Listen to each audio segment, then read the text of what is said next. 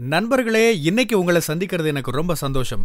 இந்த தளத்துக்கு நீங்க வந்ததுக்கு நன்றி. உங்களுக்காக ஆண்டவர் நிறைய விஷயங்களை வச்சிருக்கிறாருன்றத உங்ககிட்ட பகிர்ந்துக்க நான் விரும்புறேன்.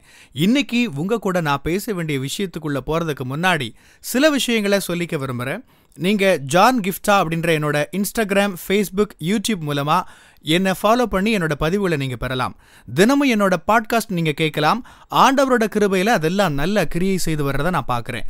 நீங்களும் அதை தினமும் கேளுங்க. நிச்சயமா அது உங்களுக்கு ஒரு பெரிய ஆசீர்வாதமா இருக்கும்னு என்னால சொல்ல முடியும். ஜான் கிஃப்டா அப்படின்ற என்னோட யூடியூப் சேனலை தினமும் பார்க்க மறக்காதீங்க.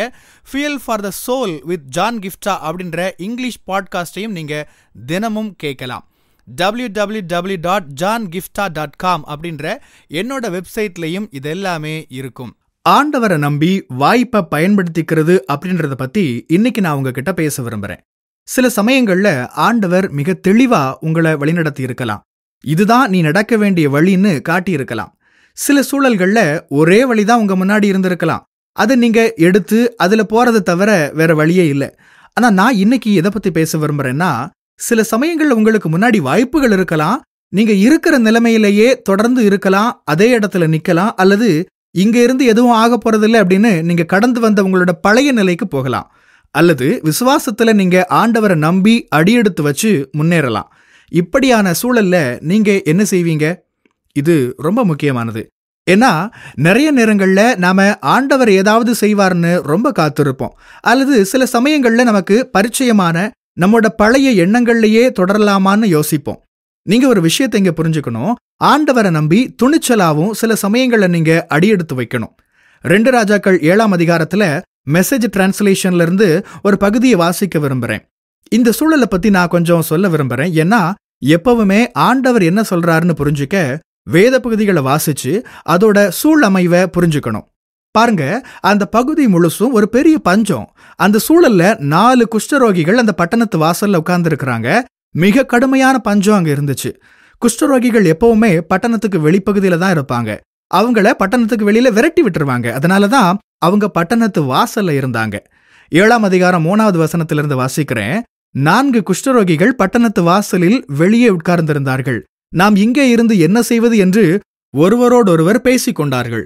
பஞ்சத்தால் பாதிக்கப்பட்டுள்ள பட்டணத்திற்குள் போனாலும் நாம் மரித்து போவோம், இங்கேயே இருந்தாலும் நாம் மரித்து போவோம். ஆகவே நாம் இப்போது சீரியருடைய இராணுவத்துக்குள் போக ஒரு முயற்சி எடுப்போம். அவர்கள் நம்மீது தயை காட்டினால் பிழைப்போம்.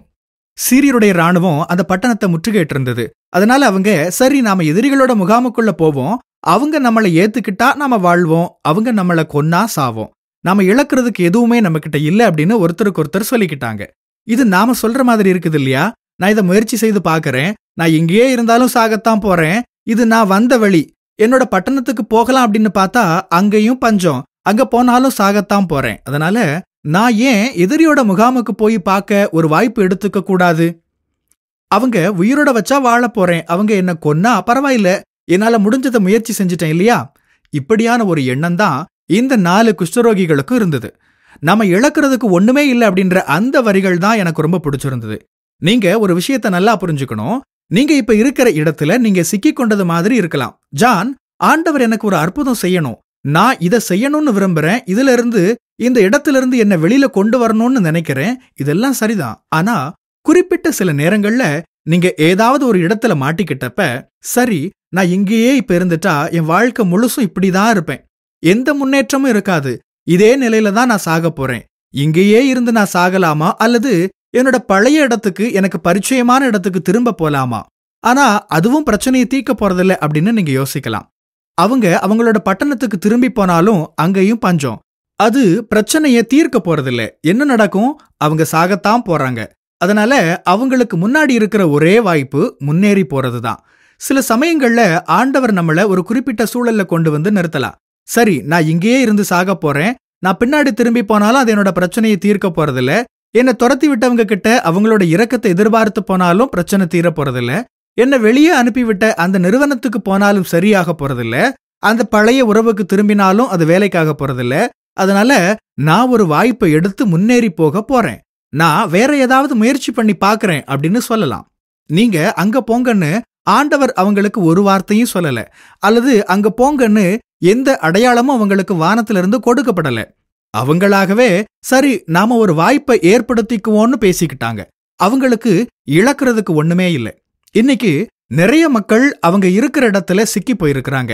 அவங்களோட பழைய வாழ்க்கைக்கு திரும்பலான்னு நினைக்கிறாங்க. ஏன்னா வாய்ப்பை எடுத்து முயற்சி செய்ய அவங்க பயப்படுறாங்க. ஏன் முயற்சி பண்ணக்கூடாது? ஜான், நான் முயற்சி பண்ணி நிறைய பணத்தை இழந்துட்டா என்ன பண்றது? நான் தோல்வியில முடிஞ்சிட்டா என்ன பண்றது? நான் முயற்சி பண்ணி அது வேலைக்காகலன்னா என்ன செய்யறது? நான் முயற்சி பண்ணி ஏதாவது எதிர்மறையா நடந்துருச்சுன்னா என்ன செய்யறது அப்படின்னு எதிர்மறையாவே யோசிச்சுட்டு இருக்கிறாங்க. ஏன் நான் ஆண்டவரை நம்பி ஒரு வாய்ப்பை உருவாக்க முயற்சி செஞ்சு பார்க்க கூடாது? ஏன்னா நீங்க எதையும் இழக்க போறதில்ல. ஆண்டவரை நம்பி நீங்க இறங்கும்போது எதையும் இழக்க மாட்டீங்க. நான் எச்சரிக்கை இல்லாம முட்டாள்தனமா எதையும் செய்ய சொல்லல. ஆனா சிலர் எப்பவுமே வாழ்க்கை முழுசும் சௌகரியமா இருந்துடணும் அப்படின்னு விரும்புறாங்க. அப்படியான மக்களுக்கு தான் நான் இப்ப பேசிட்டு இருக்கிறேன். நீங்க வாய்ப்பை பயன்படுத்திக்க வேண்டிய சூழல்கள் இருக்குது. இந்த ஊழியத்தையே எடுத்துக்குவோம். எப்பவும் எல்லாம் தெளிவா தெரியணும் அப்படின்னு நான் உட்கார்ந்து காத்துக்கிட்டே இருந்திருந்தா இந்த ஊழியம் 9வது வருஷத்தை கொண்டாடி இருக்க முடியாது. நான் துணிச்சலா வாய்ப்பை பயன்படுத்திக்க வேண்டி இருந்துச்சு. எல்லா எதிர்ப்புகளையும் தாண்டி, எனக்கு ஆதரவா நிக்க மறுத்த மக்களையும் தாண்டி, எனக்கு எதிரா வந்த எல்லா விஷயங்களையும் தாண்டி நான் வரவேண்டி இருந்துச்சு. நான் அதே இடத்துல உட்கார்ந்துக்கிட்டு குறை சொல்லிக்கிட்டே வருத்தப்பட்டுக்கிட்டே ஆண்டவர் ஏதாவது செய்வார்னு காத்துக்கிட்டே இருந்திருக்க முடியும்.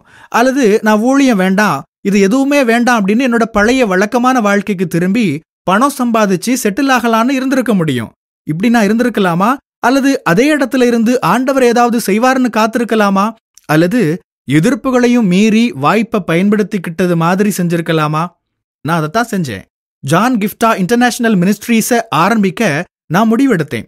அந்த முதல் நாள்ல இன்டர்நேஷனல் அப்படின்னு சொல்றதுக்கு ஒண்ணுமே இல்ல. மக்கள் சிரிச்சாங்க. ஆனா இன்னைக்கு அது ஊழியத்துல நிஜமாகி இருக்கு. ஒருவேளை அது நான் எதிர்பார்த்த அளவுக்கு இல்லாம இருந்திருக்கலாம். ஆனா எனக்கு தெரியும், சரியான நேரத்துல ஆண்டவர் நான் கேட்கறதுக்கும் நினைக்கிறதுக்கும் அதிகமா செய்வாரு. ஆனா நான் தான் வாய்ப்பை எடுத்துக்க வேண்டி இருந்துச்சு. வாய்ப்புகளை பயன்படுத்திக்க தயாரா இருக்கிறீங்களா? சவால்களை சந்திக்க தயாரா இருக்கிறீங்களா? நானெல்லாம் ஆண்டவர் பத்தின விஷயங்கள்ல கண்மூடித்தனமான விசுவாசம் கொண்ட ஆள். ஆண்டவரை முழுசுமா நம்புவேன். அவர் என்னை கைவிடவும் விட்டுவிடவும் மாட்டாருன்னு எனக்கு தெரியும். 2 தடவை நான் ஆண்டவரை நோக்கி பார்த்து மழை பெய்ய கேட்டிருக்கிறேன். ஒருத்தர்கிட்ட மழை இல்லையேன்னு பேசிட்டு இருந்தப்ப நான் சொன்னேன், இன்னைக்கு நான் ஜெபம் பண்ணி மழை பெய்ய வைக்கிறேன்னு சொன்னேன். எல்லாரும் சிரிச்சாங்க, கேலி பண்ணாங்க. 4.5 மாசமா மழை பெய்யல, இவன் ஜெபம் பண்ணி மழை பெய்ய வைக்க போறானா? மக்கள் சிரிச்சாங்க. ஆனா நான் சொன்னேன், நான் ஆராதிக்கிற, நான் பிரசங்கம் பண்ற ஆண்டவர் உண்மை உள்ளவர். நான் வாசிக்கிற வேதம் சத்தியம். இன்னைக்கு மழைய நான் பாப்பேன்னு சொன்னேன். நான் சாயந்தரம் 7:30 மணிக்கு இதை சொல்லிட்டு என்னோட அறைக்கு போயிட்டேன். உள்ள போனது நான் கேட்ட சத்தம் மழையோடது. 2.5 மணி நேரம் மழை. என்ன பார்த்து சிரிச்ச அதே மக்கள் தலைய தொங்கு போட்டுக்கிட்டு என்கிட்ட வந்து, உன்னோட கடவுள் அண்ட சராசரத்தோட உண்மையான கடவுள் தான்னு சொன்னாங்க. நான் பிரசங்கம் பண்ற இந்த பைபிள் வெறும் எழுத்துக்கள் இல்ல, இது சத்தியம். நீங்க ஆண்டவரை நம்பி விசுவாசத்துல அடியெடுத்து வச்சா, நான் சொல்றேன், அதை கனப்படுத்த ஆண்டவர் உண்மையுள்ளவரா இருக்கிறாரு. ஆண்டவர் உங்களை கைவிடவோ விட்டு விலகவோ மாட்டார். நீங்க அவரை நம்பி நோக்கி பார்த்தா உங்களை அவர் வெட்கப்படுத்த மாட்டார். வாய்ப்பை பயன்படுத்திக்க நீங்க துணிச்சலா இருப்பீங்களா? பிரியமானவங்களே, இந்த செய்தி மூலமா நீங்க உற்சாகம் அடைஞ்சிருப்பீங்க, ஆசீர்வதிக்கப்பட்டிருப்பீங்கன்னு விசுவாசிக்கிறேன். திரும்பவும் ஞாபகப்படுத்துறேன், நீங்க ஜான் கிஃப்டா அப்படின்ற என்னோட இன்ஸ்டாகிராம், ஃபேஸ்புக், யூடியூப் மூலமா என்ன ஃபாலோ பண்ணி என்னோட பதிவுகளை பெறலாம். ஜான் கிஃப்டா அப்படின்ற என்னோட யூடியூப் சேனலை தினமும் பார்க்க மறக்காதீங்க. Fuel for the soul with John கிஃப்டா அப்படின்ற இங்கிலீஷ் பாட்காஸ்டையும் நீங்க தினமும் கேட்கலாம். பாட்காஸ்ட் எபிசோடுக்கு நீங்க உங்களோட ரேட்டிங், ரிவ்யூ கொடுத்து ஷேர் பண்ண மறக்காதீங்க. www.johngifta.com அப்படின்ற என்னோட வெப்சைட்லையும் இது எல்லாமே இருக்கும். இந்த ஊழியத்தால நீங்க ஆசீர்வதிக்கப்பட்டிருந்து மற்றவங்களுக்கும் இதே ஆசீர்வாதம் சேரணும்னு விரும்பினா, நீங்களும் எங்க கூட சேர்ந்து ஆண்டவரோட ராஜ்யத்தை கட்டுற இந்த பணியை உங்களோட நிதி ஆதரவு மூலமாகவும் தாங்கலாம்.